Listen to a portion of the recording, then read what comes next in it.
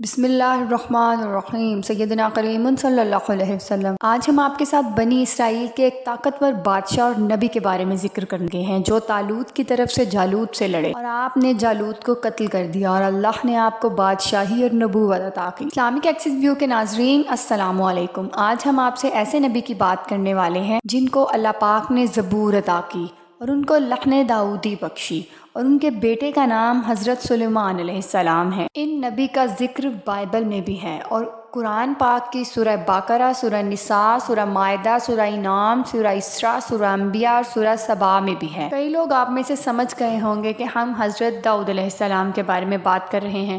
اگر آپ حضرت داؤد علیہ السلام کے بارے میں تفصیل سے جاننا چاہتے ہیں تو ہمارے ساتھ اس ویڈیو میں بنے رہیے گا۔ حضرت داؤد علیہ السلام کو اللہ پاک نے زبور عطا کی۔ حضرت داؤد علیہ السلام کی آواز نہایت پرتاثیر تھی۔ آپ کو اللہ پاک نے لحن داؤدی بخشی اور پہاڑوں اور پرندوں کو حکم دیا کہ وہ بھی آپ کے ساتھ تسبیح کریں۔ حضرت داؤد علیہ السلام کو اللہ پاک نے فرزند عطا کیا جن کا نام حضرت سلیمان علیہ السلام تھا، اور حضرت سلیمان علیہ السلام کو ایک خاص علم عطا کیا تھا۔ قرآن نے آپ کو خلیفۃ الارض بھی کہا ہے۔ آپ سے قبل یہ اعزاز صرف حضرت آدم علیہ السلام کو حاصل تھا۔ حضرت داؤد علیہ السلام کا بائبل میں بھی ذکر ہے۔ بائبل میں آپ کے مفصل حالات ملتے ہیں، لیکن بائبل کا ڈیوڈ داؤد نہیں ہے بلکہ وہ صرف ایک بادشاہ تھا۔ بائبل کے مطابق خدا نے ان سے کلام کیا تھا، لیکن عام انسانوں کی طرح ان سے بھی خطا سرزد ہوئی۔ بادشاہ نے حتیٰ ادریاہ کی بیوی سے صحبت کی جس سے وہ حاملہ ہو گئی۔ اس نے ادریاہ کو جنگ میں جان بوجھ کر مروا دیا اور پھر اس کی بیوی سے شادی کر لی۔ اس کے اس فعل سے خداوند ناراض ہوا۔ سمیعول باب 11 آیات 27-2۔ مسلم مورخین و مفسرین نے بھی حضرت داؤد علیہ السلام کے حالات تفصیل سے لکھے ہیں جن کا بیشتر حصہ تھوڑے اختلاف کے ساتھ بائبل اور اسرائیلیات سے ماخوذ ہے۔ ان مورخین کے بقول زمانہ 1000 قبل مسیح تھا۔ آپ اسرائیلی اسباط میں یہودا کی نسل سے تھے۔ باپ کا نام یسع یا یسی تھا۔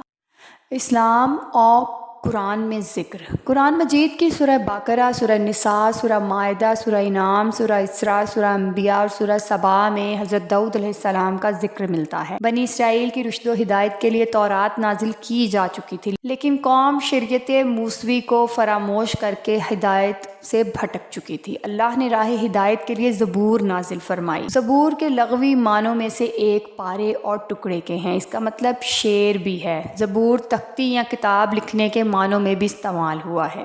عربی شاعری میں زبور اور زبر کتابت، کتاب اور تختی کے معنوں میں کئی جگہ استعمال ہوا ہے۔ بنی اسرائیل کی رشد و ہدایت کے لیے اللہ تعالیٰ نے داؤد علیہ السلام کو منتخب فرمایا اور انہیں زبور کا تحفہ عطا کیا۔ زبور حمد و ثناء کبریا سے معمور تھی۔ حضرت داؤد علیہ السلام کو ایک معجزہ یہ بھی عطا ہوا تھا کہ آپ مکمل زبور کی تلاوت اتنی مختصر مدت میں کر لیتے تھے جتنی دیر میں گھوڑے پر زین کسی جاتی تھی۔ یوں آپ کا یہ معجزہ حرکت زبان سے تعلق رکھتا تھا۔ حضرت داؤد علیہ السلام اللہ کے برگزیدہ نبی تھے۔ اللہ تعالیٰ نے حضرت داؤد علیہ السلام کو یہ معجزہ عطا کیا تھا کہ جب آپ تلاوت فرماتے تو اس لحن کے باعث پرندوں جانوروں تک وجد میں آ جاتے۔ اللہ تعالیٰ نے آپ کو ترتیل کا حکم عطا کیا تھا جس کے باعث پہاڑ اور پرندے ان کی خوش الحان قرت میں سے آواز ملا کر پڑھنے پر مجبور ہو جاتے۔ آپ کی آواز میں وہ نغمگی مٹھاس اور ایسا زیر و بم تھا کہ شجر و حجر سبھی کو متاثر کرتا تھا۔ ہوا میں اڑتے ہوئے پرندے رک جاتے۔ اللہ تعالیٰ کے حکم سے پہاڑ بھی صبح و شام ان کے ساتھ تسبیح کرنے پر مامور تھے۔ کائنات کا ہر ذرہ حمد و ثنا کرتا ہے، بے شک ہم نہ سمجھ سکیں۔ صحیح حدیث میں ہے کہ ایک رات صحابی رسول ابو موسیٰ اشعری تلاوت قرآن پاک کر رہے تھے کہ رسول کریم صلی اللہ علیہ وآلہ وسلم دیر تک سنتے رہے۔ پھر خوش ہو کر فرمایا کہ آج مجھے لحن داؤد علیہ السلام کا کچھ حصہ مل گیا ہے۔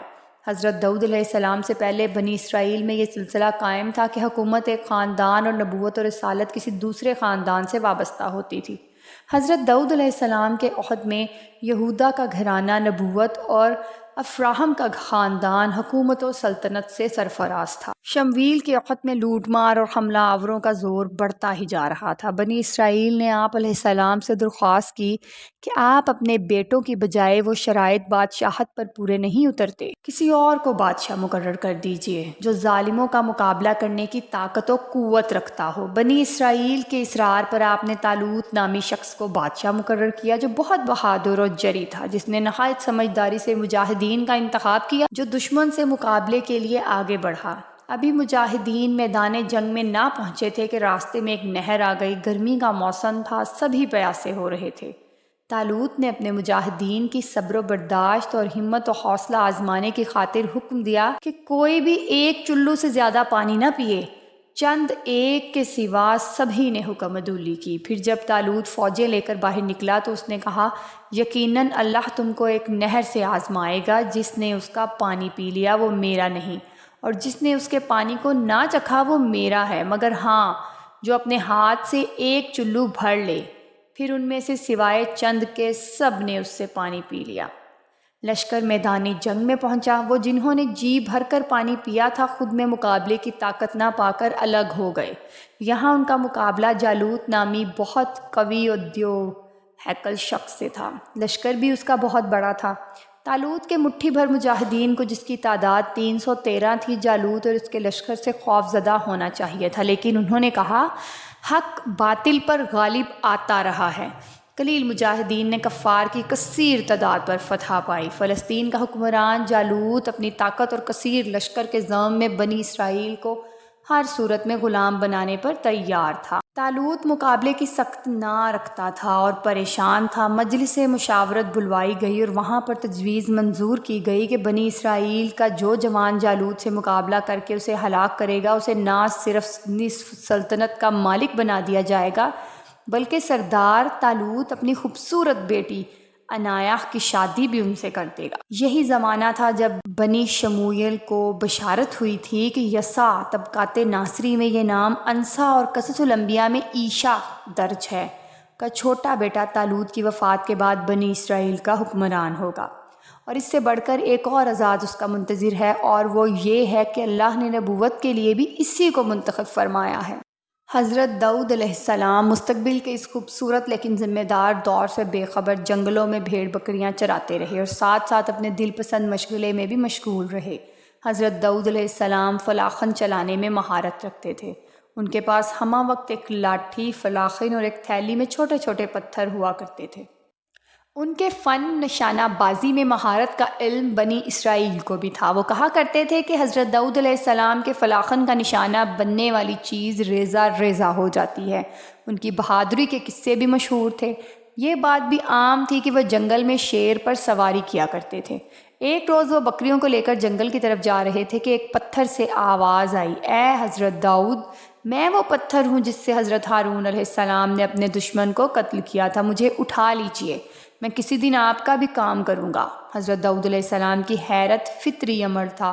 بہرحال وہ پتھر کی فرمائش رد نہ کر سکے اور اسے اٹھا کر اپنے تھیلے میں ڈال لیا۔ اسی راستے پر چند قدم چلے ہوں گے کہ ایک اور پتھر نے صدا دی، میں حضرت موسیٰ علیہ السلام کا پتھر ہوں، میں وہ پتھر ہوں جس سے انہوں نے اپنے اور اپنے خدا کے دشمن کو ہلاک کیا تھا، مجھے اٹھا لیجئے، کسی روز میری ضرورت آپ کو بھی پڑ سکتی ہے۔ حضرت داؤد علیہ السلام حیرت زدہ تھے کہ ایک عرصے سے ان کا جنگل میں آنا جانا لگا رہتا تھا، لیکن کبھی بھی ایسا نہ ہوا جو کچھ آج ہو رہا ہے۔ اسی فکر میں وہ چلے جا رہے تھے کہ ایک اور پتھر سے آواز آئی جس نے انہیں رکنے پر مجبور کر دیا، اے حضرت داؤد علیہ السلام، میں اللہ کے نبی حضرت داؤد علیہ السلام کا پتھر ہوں، میں ہی وہ پتھر ہوں جس سے آپ جالوت کا خاتمہ کر کے سلطنت ہی نہیں نبوت کے بھی حقدار ہوں گے۔ آپ پر حیرت و استجاب کی کیفیت تو یقیناً طاری تھی، لیکن آپ خوف زدہ نہ تھے۔ آپ نے وہ تیسرا پتھر بھی اٹھا کر اپنے تھیلے میں ڈال لیا۔ ابھی وہ پتھر بقیہ دو پتھروں سے ٹکرایا ہی تھا کہ حضرت داؤد علیہ السلام کے دیکھتے ہی دیکھتے تینوں پتھر ایک دوسرے میں ضم ہو کر ایک بڑے پتھر کی شکل اختیار کر گئے۔ حضرت داؤد علیہ السلام ان معجزوں سے اندازہ لگا چکے تھے کہ اللہ ان کے سپرد کوئی اہم ذمہ داری کرنا چاہتا ہے۔ اس تغیر کی فضا کو قائم ہوئے زیادہ دیر نہ ہوئی تھی کہ بادشاہ طالوت کی جانب سے کی جانے والی پیشکش کی آواز ان کے کان میں پڑی۔ منادی کرنے والا ایک ہی اعلان بار بار دہرائی جا رہا تھا۔ اعلان سنتے ہی انہوں نے پتھروں کی گفتگو یاد کی اور وہ فوراً ہی بادشاہ کے دربار میں حاضر ہوئے اور بتایا، میں ہی وہ نوجوان ہوں جو جالوت کو قتل کر کے اس کا سر آپ کے قدموں میں لا کر رکھے گا۔ ہاں، آپ کو بھی اپنے وعدے کا پاس کرنا ہوگا۔ حضرت داؤد علیہ السلام کے لہجے میں ایسی فیصلہ کن قوت موجود تھی کہ بادشاہ کو یقین ہو گیا کہ یہ شخص جو کہہ رہا ہے ضرور کر کے دکھائے گا۔ اس نے کہا، مجھے اپنا وعدہ یاد ہے، تم جہاد کی تیاری کرو۔ بنی اسرائیل اور جالوت کی فوج ایک وادی میں جمع ہو رہی تھی۔ جالوت کا عظیم لشکر اور جنگی ساز و سامان اور گھوڑوں کی تعداد طالوت کے لشکر کی ہمت پست کرنے کے لیے کافی تھی، لیکن طالوت اپنے مجاہدین کی ہمت بڑھا رہا تھا۔ جالوت طالوت کے مقابلے میں کم عمر بھی تھا، قد آور بھی اور زبردست ڈیل ڈول کا مالک بھی۔ اس کا سارا جسم پیتل کی ذرہ نے محفوظ کر رکھا تھا، سر پر بھی پیتل ہی کا مضبوط خول پہن رکھا تھا۔ اس کے پورے جسم میں صرف آنکھیں ہی کھلی تھیں، باقی تمام جسم دھاتوں کے نہ ٹوٹنے والے حصار میں مقید تھا۔ جالوت کے قد و قامت اور لباس کی تفصیل یوں بتائی جاتی ہے کہ اس کا قد 6 ہاتھ اور 1 بالش تھا، اس کے سر پر پیتل کا خول تھا اور وہ پیتل ہی کی ذرہ پہنے ہوا تھا جو تول میں 5000 پیتل کی مسکال کے برابر تھی، اور اس کی ٹانگوں پر پیتل کے 2 ساک پوش تھے اور اس کے دونوں شانوں کے درمیان میں پیتل کی ایک برچھی تھی۔ اس کے بھالے کی چھڑ ایسی تھی جیسے جولاہے کا شہتیر، اور اس کے نیزے کا پھل 600 مسکال لوہے کا تھا۔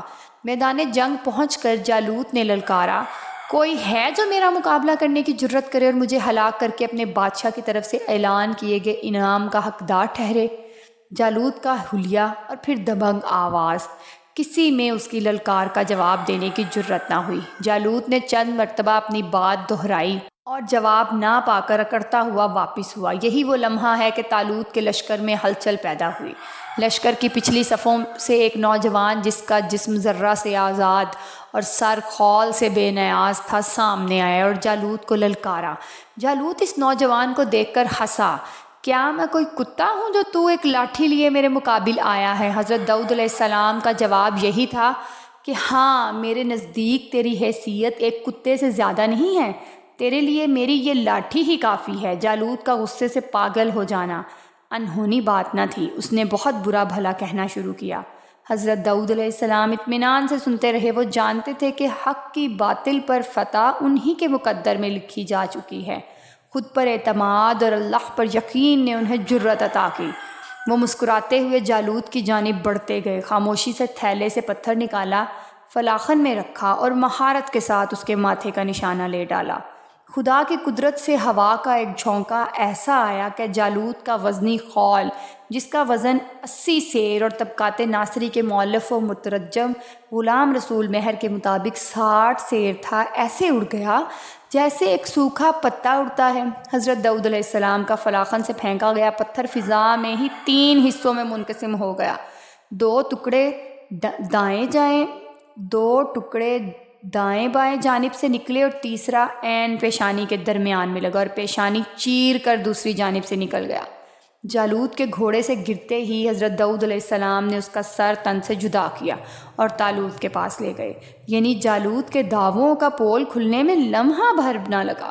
فلسطینی فوج اچانک بازی پلٹتے دیکھ کر سراسیمگی کا شکار ہو گئی۔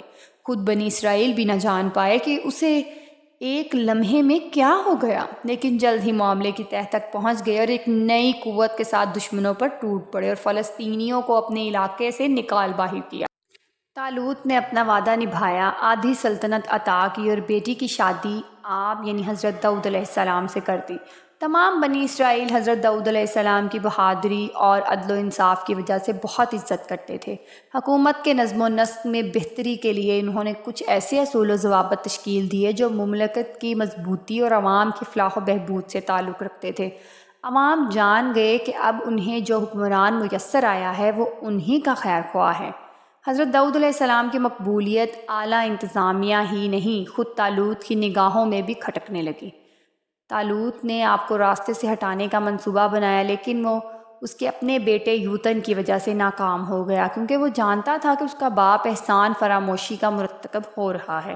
حضرت داؤد علیہ السلام کے علم میں یہ بات آئی تو انہیں بہت افسوس ہوا۔ ان کی بیوی عنایا بھی باپ کی اس حرکت سے شرمندہ تھی۔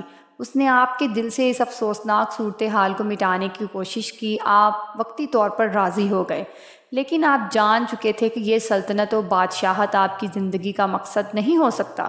ایک روز آپ نے خاموشی کے ساتھ سب کچھ چھوڑ کر گمنامی کی زندگی میں قدم رکھا۔ بنی اسرائیل اپنے بادشاہ کی اس حرکت سے ناراض تھے۔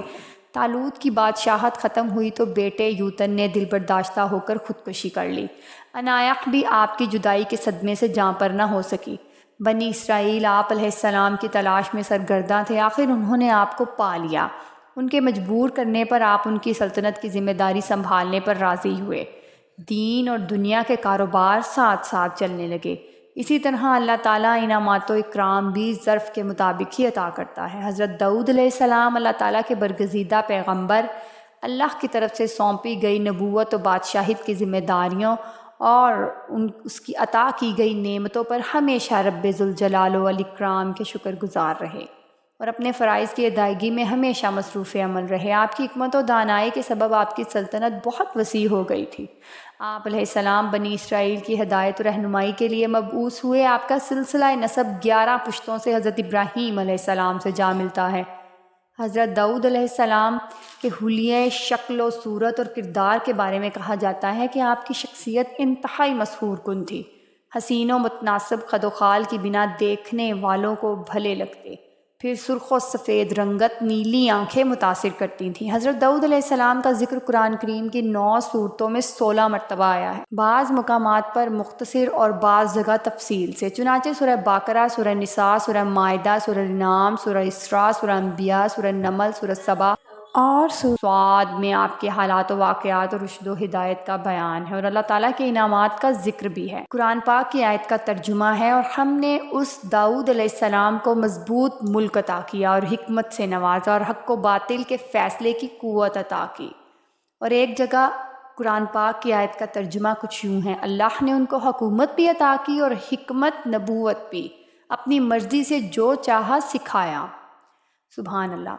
عام نبیوں اور رسولوں میں حضرت آدم علیہ السلام کے علاوہ صرف حضرت داؤد علیہ السلام ہی وہ پیغمبر ہیں جنہیں قرآن کریم میں خلیفہ کے لقب سے یاد کیا گیا ہے۔ حضرت آدم علیہ السلام سے حضرت داؤد علیہ السلام کی ایک نسبت اور بھی ہے۔ حضرت ابو ہریرہ رضی اللہ تعالیٰ عنہ رقم تراز ہیں۔ نبی اکرم صلی اللہ علیہ وسلم نے ارشاد فرمایا، عالم بالا میں جب حضرت آدم علیہ السلام کی سلب سے ان کی ذریت کو نکال کر پیش کیا گیا تو انہوں نے خوبصورت چمکتی ہوئی پیشانی والے شخص کو دیکھ کر دریافت کیا، پروردگار یہ کون شخص ہے؟ جواب ملا، تمہاری ذریت میں سے بہت بعد میں آنے والی ہستی داؤد علیہ السلام ہیں۔ آدم نے عرض کیا، اس کی عمر کیا مقرر کی گئی ہے؟ ارشاد ہوا کہ 60 سال۔ حضرت آدم علیہ السلام نے عرض کیا، الہی میں اپنی عمر کے 40 سال اس نوجوان کو بخشتا ہوں۔ مگر جب حضرت آدم علیہ السلام کی وفات کا وقت آ پہنچا تو حضرت آدم علیہ السلام نے ملک الموت سے کہا، ابھی تو میری عمر کے 40 سال باقی ہیں۔ فرشتہ موت نے کہا، آپ بھول گئے، آپ نے اس قدر حصہ عمر اپنے ایک بیٹے حضرت داؤد علیہ السلام کو بخش دیا تھا۔ یوں حضرت داؤد علیہ السلام کی ذات پر اس دنیا میں آنے سے پیشتر ہی انعامات و اکرام کا سلسلہ شروع ہو گیا تھا اور آپ نے خود کو ان نعمتوں کا اہل ثابت کیا۔ آپ کے ذمہ رسالت و نبوت اور حکومت و سلطنت ہر 2 فرائض تھے۔ نظام حکومت اور سلطنت کو درست انداز میں چلانے کے لیے شعور و ادراک کے ساتھ ساتھ شجاعت و جرأت کی بھی بڑی اہمیت ہے۔ اللہ تعالیٰ نے یہ اوصاف بھی آپ کو عطا کیے ہیں کہ آپ کے عہد میں فتوحات کا دائرہ بہت وسیع ہوا۔ اس کے سبب یہ تھا کہ آپ علیہ السلام اللہ کی جانب سے دیے گئے احکامات پر پوری طرح عمل پیرا رہے، کہ خدا کی ہدایت تھی کہ چونکہ ہم نے آپ کو زمین پر اپنا خلیفہ مقرر کیا ہے، اس لیے آپ کا بنیادی کام حق و انصاف کے مطابق فیصلہ کرنا ہے اور اس کام کے لیے خواہشات نفسانی کو رد کرتے ہوئے یوم حساب کو ہمیشہ پیش نظر رکھنا ہوگا۔ اسلامک ایکسس ویو کے ناظرین، اگر آپ کو ہماری یہ ویڈیو پسند آئی ہے تو اس کو لائک شیئر ضرور کیجیے اور اس طرح کی مزید ویڈیوز دیکھنے کے لیے ہمارا channel Islamic Access View subscribe کرنا نہ بھولیے۔ جزاک اللہ۔ اور کوشش کیجیے کہ ہر وقت درود پاک پڑھتے رہیں۔ سیدنا کریم صلی اللہ علیہ وسلم۔